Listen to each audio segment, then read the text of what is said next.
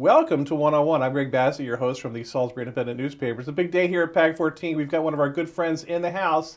Alyssa Hastings is here. Welcome, Alyssa. Thank you so much, Greg. Thanks for having me. So you're famous and well-known and infamous and everything because you're someone who cares about stuff, which we really admire here on the show.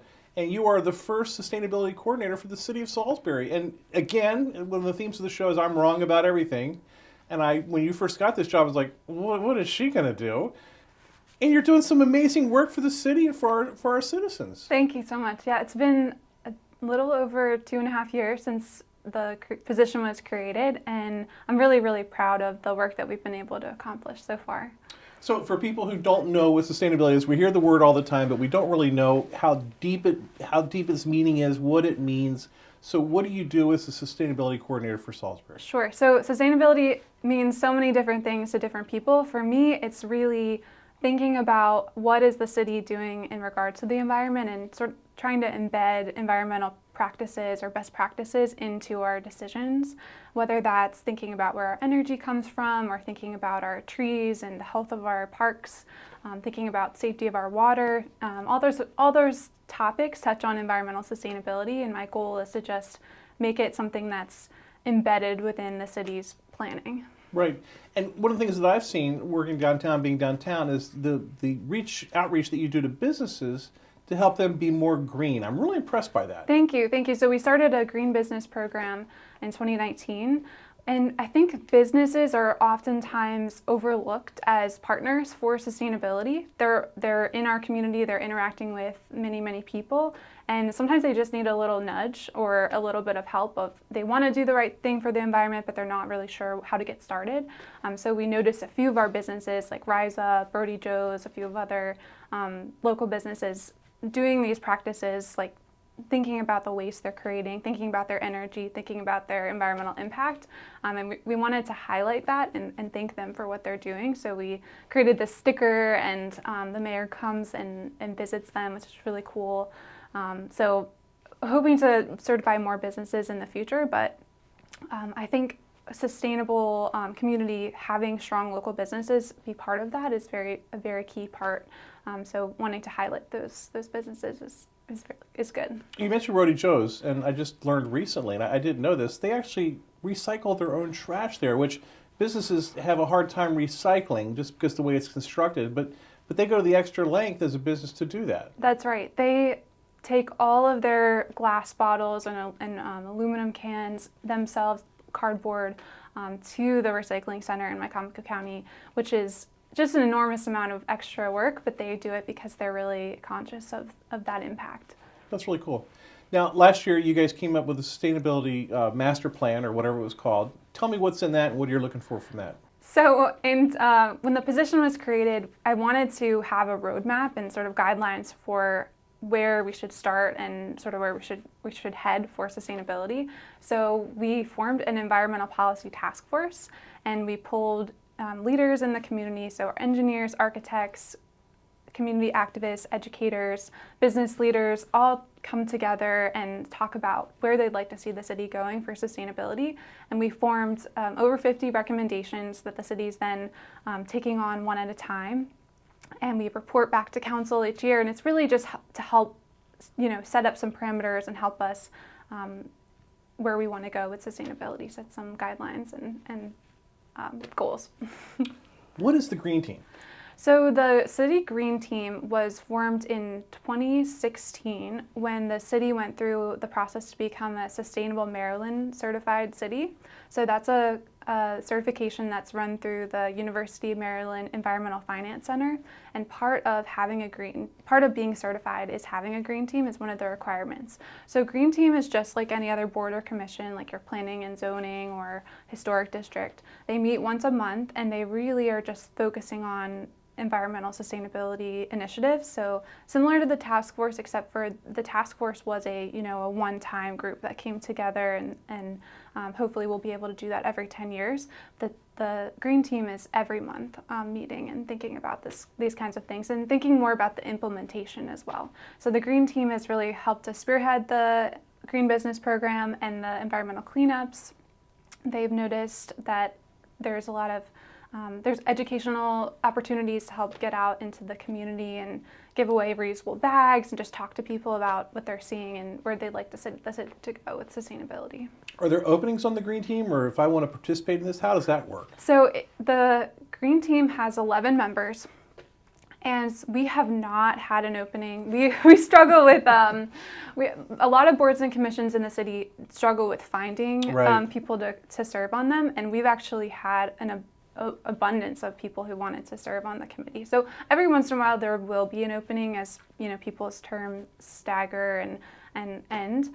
And one of our goals this year is to continue to diversify the committee and just talk to people that we don't know and meet new neighbors and make sure that our committee is reflective of our community and of our city.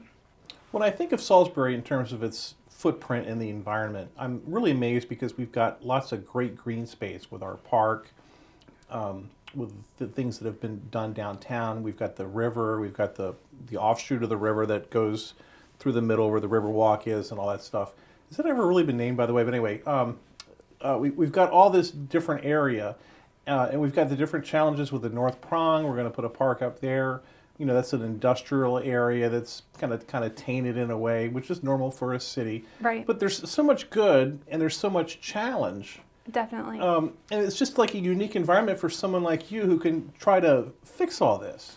I see our parks as really great opportunities to start engaging with our residents about what they'd like to see in those parks, because the parks are so important for mental health, so important for being able to get access to green space, access to recreation, and we'd really love to see a park within walking distance to every neighborhood in our city. So having the ability to create a new park with North Prong is an opportunity that is very rare, and particularly just the ability to start a park from scratch and take an existing space that may not be fully utilizing its potential and make it a really special place to be. I'm very excited that we're heading in that direction.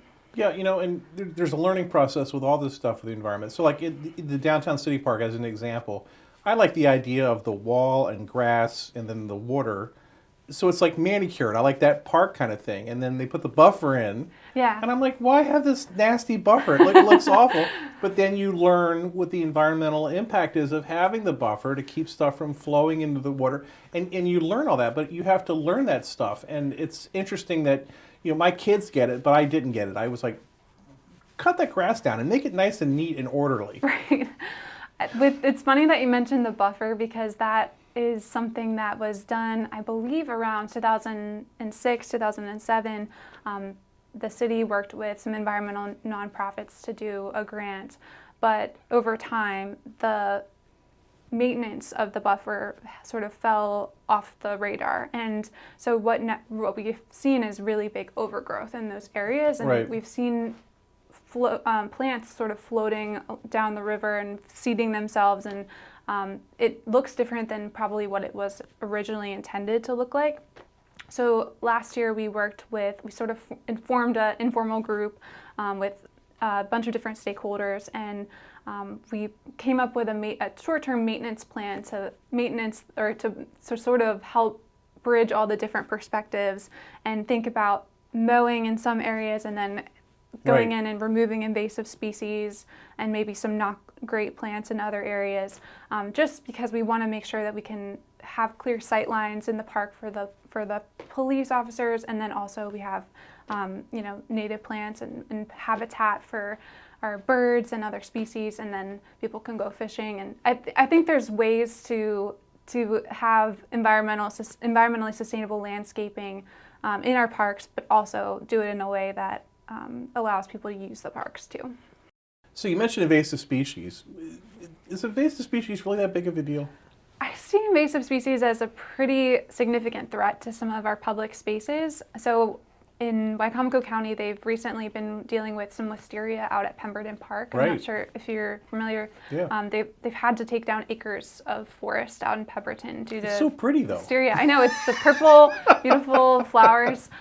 But yeah, they did some massive work out there to get rid of that. Invasive species are becoming more and more common, and it seems like we can, if they're handled early in the process, we can get a handle on them and remove them, and it doesn't seem to be an issue. It's when they've spread and it's started to take over large chunks of our public spaces, it becomes a problem. And it's just a problem for agriculture as well and residential areas. So that's something that I'm hoping to do some education about this upcoming year and start to come up with a plan for each park to be able to get a handle of those before it becomes an issue. And there are some plants that we put in our backyard that actually attract bugs that we don't like, and we don't know why all of a sudden we have these Japanese beetles, but we planted something that Japanese beetles will run to.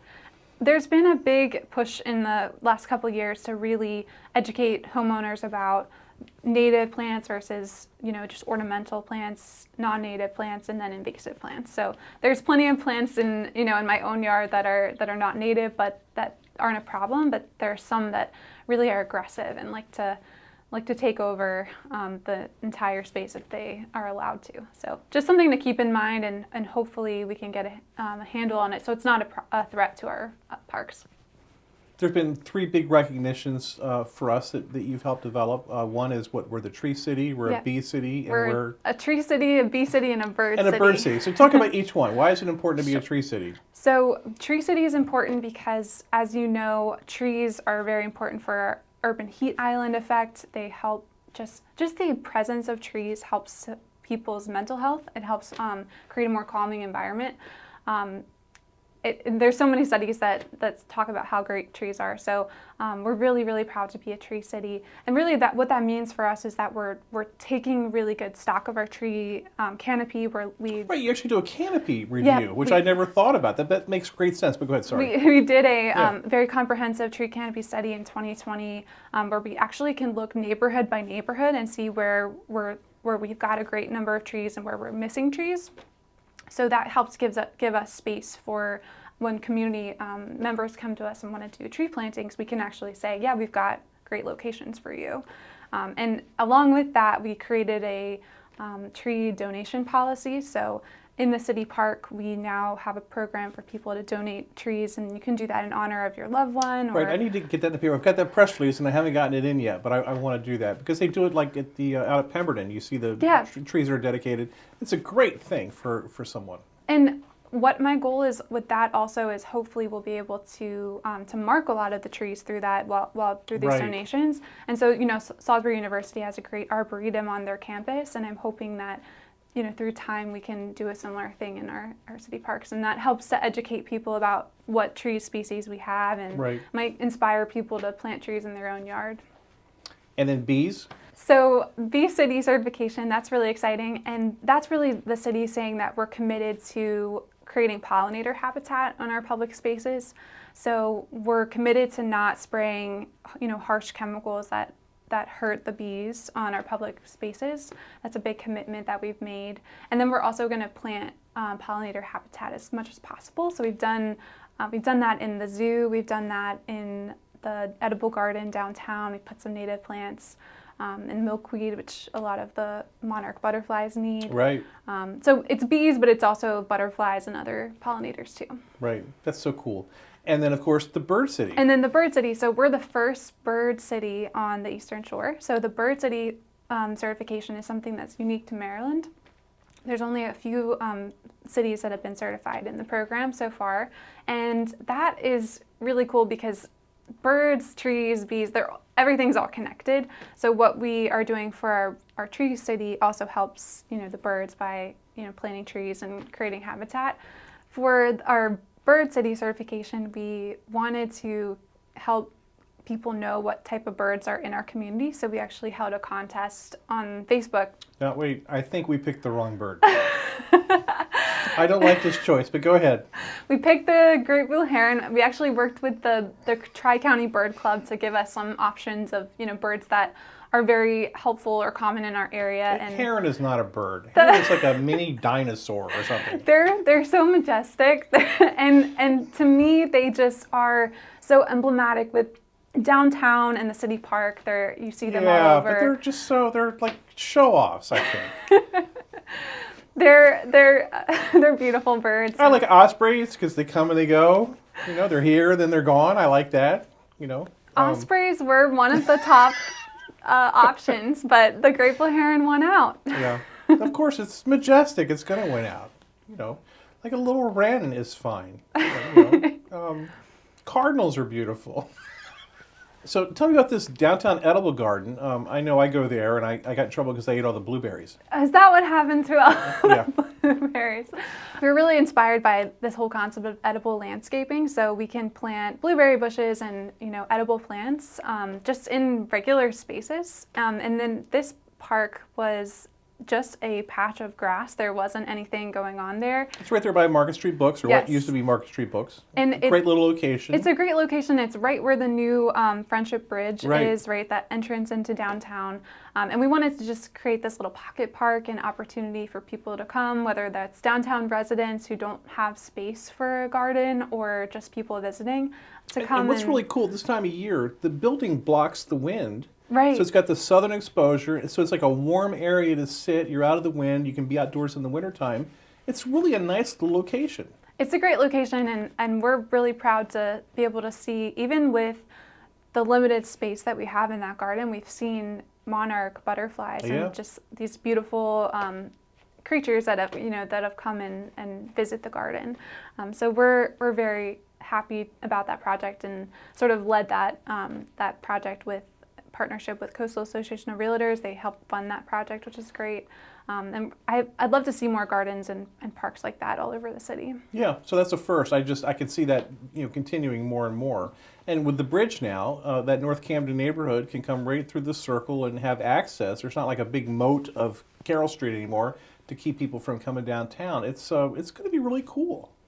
Thank you. I'm really, really excited about that, and I'm hopeful that we'll get a steady stream of downtown residents who are also excited about gardening or just being out in that space. Now, the river that runs along Carroll Street, that part of the river, that's been a nightmare for trash for forever. All the trash from all the neighborhoods and from downtown just blow into that river.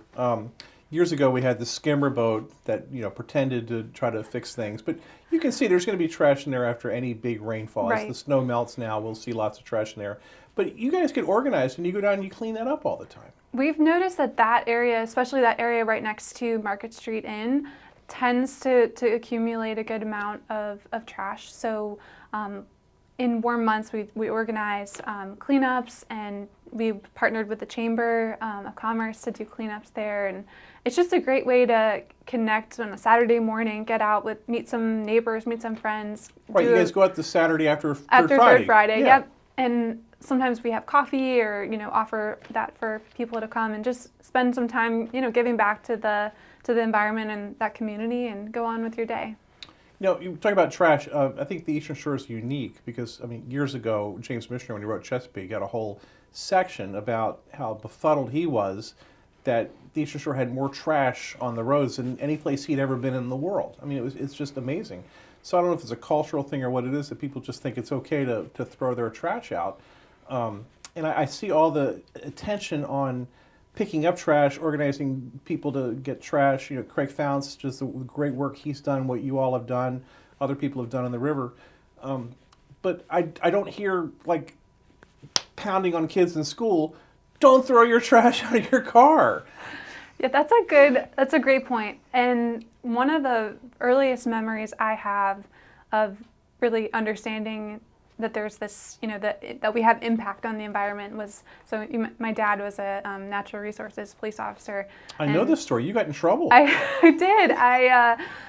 Just a kid riding in the car and exploring, and decided to throw my cup out the window, and he was so mad. Yeah. He wrote me a warning after we went and got the cup. How old were you? I was very young. I think I was probably around 5 or so.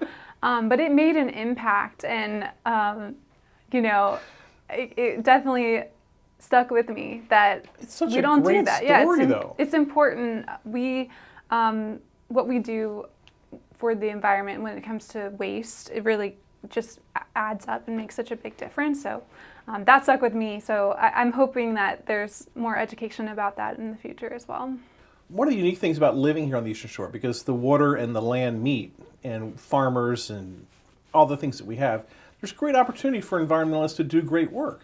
There absolutely is. And I think the city, right now the city is part of, there's a lot of great energy happening within the city where there's a lot of development happening. There's a lot of energy. Our mayor, Jake Day, has just got so many ideas. Our city council also is fantastic, and we've got a lot of great leaders. So I think environmental sustainability is also one of those things that we're sharing out as a priority for us. And other communities, whether that's on the Eastern Shore or across the state, can maybe look at what we're doing and say, yeah, if Salisbury can do that, I think I can do that too, with our environmental goals.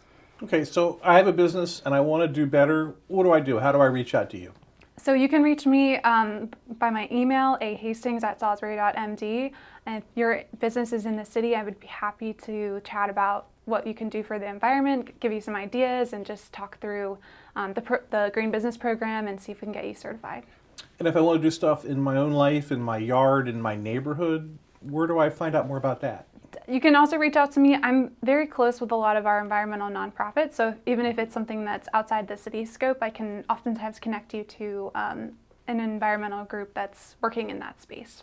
And what are your long-term goals? Will there ever be a point where you feel like you've achieved success, like we've beat this thing, or we're doing things the way that we should be, or is it always a growth experience? I think it's always a growth experience, but I think we're on a great trajectory. One of the goals for this upcoming year that I'd really love to see is some community engagement included in our sustainability planning process. So we're going to be working with Beacon at Salisbury University to host some focus groups and some listening sessions to really find out. We heard from the experts. We know what the experts are saying what we should do for the environment, but I also want to hear from residents and see what we missed. So I think it's a constant learning and growing and continuing to do better.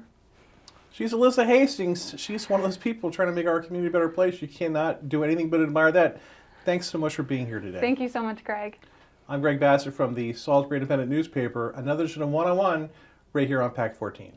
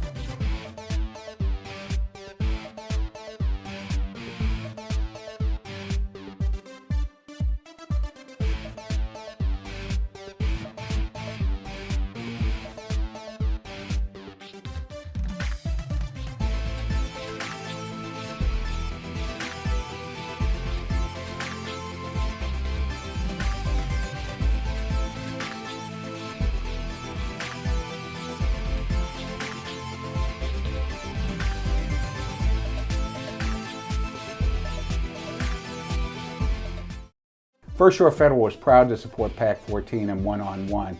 We'd encourage every business to support PAC 14 and pick a program and support it, and let's make a difference.